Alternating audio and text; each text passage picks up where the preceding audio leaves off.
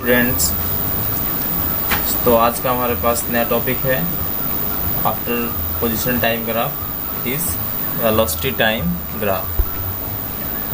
The graph is plotted by taking time t along x-axis and velocity of the particle on y-axis.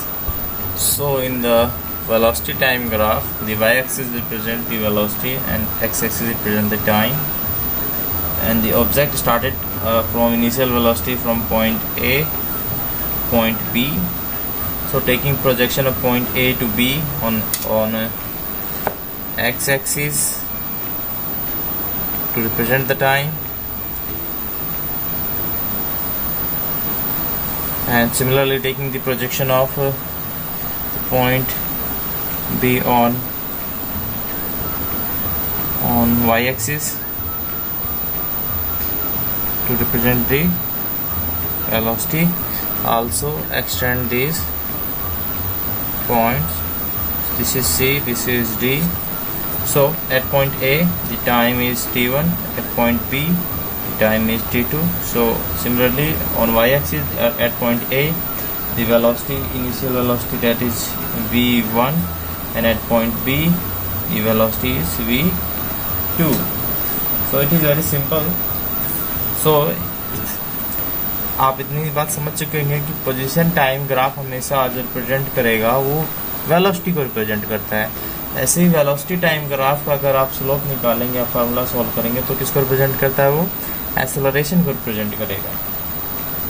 In that case हमारे पास acceleration जो होगा हमारे पास वो आएगा एक्सेलरेशन इक्वल्स टू में, दैट इज इक्वल्स टू में change in velocity upon change in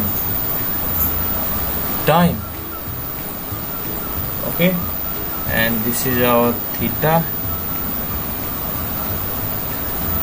and from triangle this equation 1. From triangle the tangent theta is equals to, as we know, that is BC upon AC, then this is AD upon AC, then this is V2 minus V1 upon T2 minus T1. So this is your acceleration.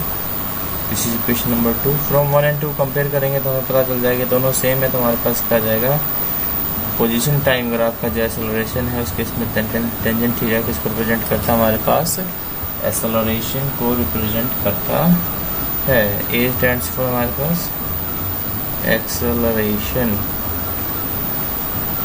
Okay, it is clear that the slope of velocity time graph represent the acceleration of the particle.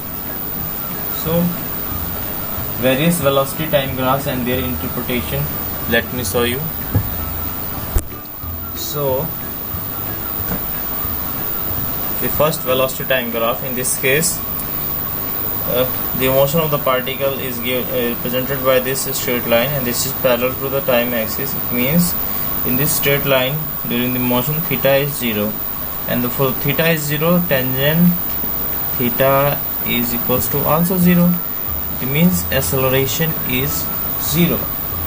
So in this case the object is moving with constant velocity. तो velocity time graph में अगर theta 0 हो जाता है, in that case हमारे पास object क्या है, इस particle is moving with constant velocity. Particle is moving with constant velocity. Okay, so in second velocity time graph, that is this is velocity, this is time. In this case the motion of the particle is represented by a straight line that is parallel to velocity of y-axis. In that case the theta is equals to 90. If theta is 90, tangent 90 और comes infinity. Tangent 90 की value क्या होगा? Infinity. तो हमारे पास acceleration क्या हो जाएगा? इन्फिनिटी हो जाएगा. यानी कि हमारे पास पार्टिकल इनफाइनाइट एक्सेलरेशन से मूव कर रहा है. और ये प्रैक्टिकली इम्पॉसिबल है। दिस इज प्रैक्टिकली इम्पॉसिबल कि और वो अपनी वेलोसिटी को इस तरीके से चेंज करे कि change in velocity per unit time क्या आ जाए, infinity. This is impossible. Okay, so third and one of the common graphs is this is velocity, this is time, and there is a line theta constant. तो यहाँ पे हमारे पास theta क्या आएगा, constant आएगा। इस केस में हमारे पास थीटा क्या है, हमारे पास इस ग्राफ में कांस्टेंट है। तो थीटा कांस्टेंट है तो हमारे पास टेंजेंट थीटा भी क्या आएगा, कांस्टेंट आएगा। तो यानी हमारे एक्सेलरेशन क्या आएगा, वो भी क्या आएगा, कांस्टेंट आएगा। यानी हमारे पास जो ऑब्जेक्ट है यूनिफॉर्म एक्सेलरेशन से मूव कर रहा है। ओके,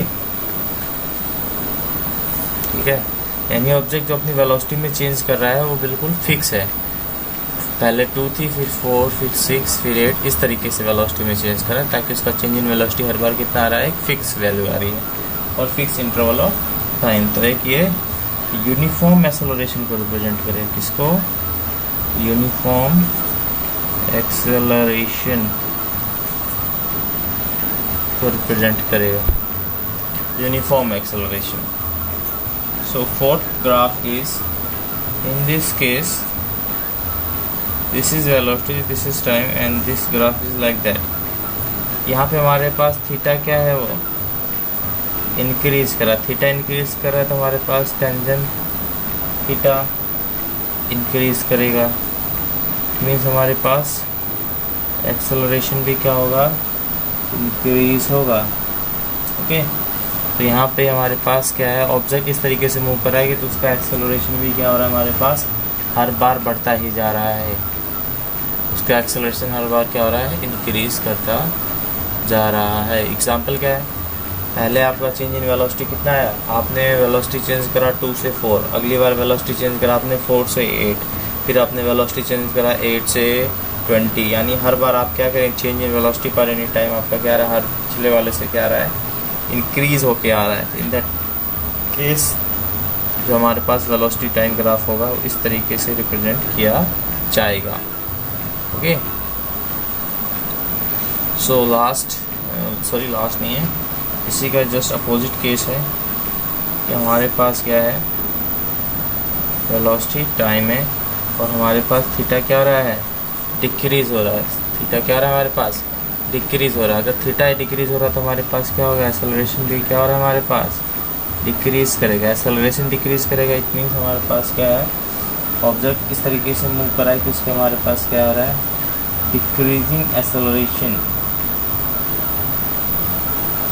को रिप्रेजेंट करेगा। ओके, ठीक है, चलिए नेक्स्ट ग्राफ देखते हैं। So next velocity time graph, that is graph number 6. This is time, this is velocity, this is origin. In that case, a graph is like that. Theta is constant. Theta is constant and theta is less than 90 है यहाँ पे। But जो initial velocity object का इसको यहाँ पे negative पे जाके कट करेगा। बट जो इनिशियल वेलोसिटी ऑब्जेक्ट का वहाँ पे हमारे पास क्या है, वेलोसिटी जो होगी ऑब्जेक्ट की वो क्या आएगी, हमारे पास नेगेटिव आएगी। ठीक है, और इसी का जो सिमिलर केस है, इनिशियल वेलोसिटी क्या आएगी, पॉजिटिव आएगी। ऑब्जेक्ट वेलोसिटी ये है, टाइम ये है ग्राफ, और इंटरसेप्ट हमारे पास थोड़ा सा क्या है, ऊपर आ जाए। तो इस केस में हमारे पास सेम थीटा कांस्टेंट है हमारे पास, दिस इज ओरिजिन। तो ये इंटरसेप्ट है, ये इनिशियल वेलोसिटी को रिप्रेजेंट करेगा ऑन दिस एक्सिस। थीटा हमारा लेस देन 90 है, बट इनिशियल वेलोसिटी क्या हमारे पास पॉजिटिव है। ओके, अब एग्जाम्पल क्या है इस केस में, initial velocity negative, initial velocity positive है, ये मेन चीज़ है। तो मान लीजिए आपका स्टार्टिंग पॉइंट ये है, अगर आपका ऑब्जेक्ट पीछे से कहीं से आ रहा है, स्टार्टिंग पॉइंट से पीछे से स्टार्ट कर रहा है, तो इन दैट केस उसकी जो वेलोसिटी जो काउंट की जाएगी क्या आ जाएगी, नेगेटिव वेलोसिटी। ओके, यानी आपके रेफरेंस पॉइंट से अगर पहले स्टार्ट करेगा तो उसकी वेलोसिटी कैसे काउंट होगी, एज ए नेगेटिव वेलोसिटी। और सेम इस एग्जांपल में अगर ऑब्जेक्ट रेफरेंस पॉइंट से आगे से स्टार्ट करता है, फॉरवर्ड होके, तो इन दैट केस उसकी इनिशियल वेलोसिटी क्या मानी जाएगी, पॉजिटिव मानी जाएगी। ठीक है, तो नेक्स्ट ग्राफ है हमारे पास in the velocity time graph, that is negative slope. This is velocity, this is time and this is negative slope, this is origin. तो negative constant acceleration because theta हमारे पास यहाँ पे क्या हो जाएगा, ग्रेटर देन 90, और ये 90 होने के हमारे पास क्या आएगा, एक्सेलरेशन क्या आएगा, नेगेटिव आएगा, एक्सेलरेशन नेगेटिव आएगा। इसका मतलब क्या है, हमारे पास ऑब्जेक्ट क्या है, negative constant acceleration because theta यहाँ पे कांस्टेंट और ग्रेटर देन 90 है, बट इनिशियल वेलोसिटी क्या पार्टिकल की, पॉजिटिव है। तो यहाँ पे पार्टिकल क्या है, स्टार्टिंग में वेलोसिटी ज़्यादा थी, धीरे धीरे क्या करें अपनी वेलोसिटी को कम करते जा रहे हैं, इसकी वेलोसिटी क्या हो रही है, डिक्रीज करती जा रही है। रिटार्डेशन का एग्जांपल एक प्रकार से ये। ठीक है, नेक्स्ट केस बिल्कुल इसका ही है, ये पॉजिटिव वेलोसिटी से स्टार्ट करा इसने, बाद में वेलोसिटी क्या हो गई, नेगेटिव चली गई है। इसी का ही कुछ सिमिलर मिलते जुलते एग्जांपल है, इसको यहीं पे बता दे रहा हूँ। 9th वाला ग्राफ क्या होगा, सेम स्लोप होगा, और वो कहाँ से स्टार्ट करेगा, यहाँ से स्टार्ट करेगा, वेलोसिटी है, ये टाइम है। यहाँ से ऑब्जेक्ट कहाँ से हो रहा है, जीरो वेलोसिटी से स्टार्ट कर रहा है और नेगेटिव पे एंड कर रहा है। ठीक है, तो अगेन यहाँ पे थीटा हमारे पास ग्रेटर देन 90 माना जाएगा। एक्सेलरेशन इस केस में भी नेगेटिव है, बट इनिशियल वेलोसिटी यहाँ पे जीरो है, और ये पहले वाले केस में इनिशियल वेलोसिटी क्या था हमारे पास, वेलोसिटी क्या था हमारे पास, इनिशियल वेलोसिटी क्या था हमारे पास, पॉजिटिव है। यहाँ से स्टार्ट करना, पॉजिटिव है यहाँ से। ओके, और इसी में अगर ये थोड़ा और आगे से स्टार्ट करता तो यही ऑब्जेक्ट थीटा अगेन हमारे पास ग्रेटर देन 90 आएगा। एक्सेलरेशन नेगेटिव है क्योंकि अपनी वेलोसिटी फिर से वो रेगुलरली कम कर रहा है, लेकिन यहाँ पे इसकी इनिशियल वेलोसिटी भी इस केस में क्या आएगी, आपके नेगेटिव स्टार्ट करेगी और लार्ज नेगेटिव पे एंड हो जाएगी। ठीक है, so students, these are few graphs of velocity time graph. Thank you.